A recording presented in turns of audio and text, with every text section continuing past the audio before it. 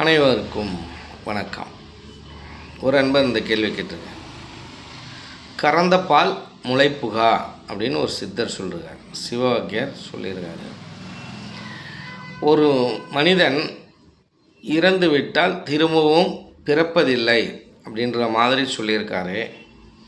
அதனுடைய உள்ளார்த்தம் என்ன, அதனுடைய உட்பொருள் என்ன அப்படின்னு சொல்லி கேட்டிருக்கார். இப்போ தெளிவாக நீங்கள் புரிஞ்சுக்கணும். எப்பொழுதுமே சித்தர்கள் பாடல்களில் இருக்கும் வரிகள் ரொம்ப நுட்பமானதாக இருக்கும். நம்ம ரொம்ப கவனித்து பார்க்குற மாதிரி இருக்கும்.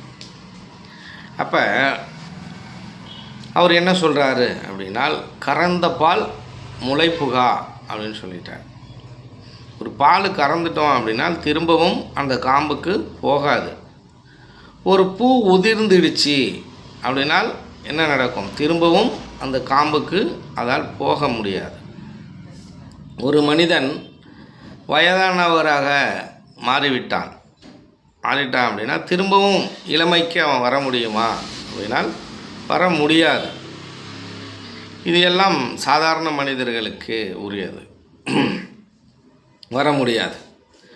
அப்போ அவர் என்ன சொல்கிறாரு அப்படின்னால், இப்போ இறந்தவர் மீண்டும் பிறப்பதில்லை அப்படின்னு சொல்லி அந்த பாடலை முடிக்கிறார். இப்போ யார் பிறப்பதில்லை? இப்போ சித்தர்கள் அனைவருமே மிக மிக தெளிவாக சொல்லிட்டாங்க. என்ன அப்படின்னால், அவர்களுடைய பாவம் புண்ணியங்களுக்கு ஏற்ற மாதிரி தான் பிறவி அமையும் என்று அவர்கள் சொல்லிட்டாங்க. அதுலேயும் பார்த்தீங்கன்னா, இந்த ஜீவன் இருக்கு இல்லையா, இந்த ஜீவன் அழியக்கூடியது அல்ல. அழியக்கூடியது எது அப்படின்னு கேட்டிங்கனால், இந்த உடல் தான் அழியக்கூடியது. இந்த ஜீவாத்மாவும் பரமாத்மாவுக்கும் அழிவு கிடையாது. ஒரு தடவை தோன்றிவிட்டால் அது இந்த ஜீவன் அடுத்து பரிணாம வளர்ச்சியின் வாயிலாக புல்லாய் பூண்டாய் புழுவாய் அப்படி பிறக்குமே தவிர மீண்டும் அதே உடலுக்குள் அது புகாது. நீங்கள் இதை இப்படி தான் தெளிவாக புரிஞ்சுக்கணும்.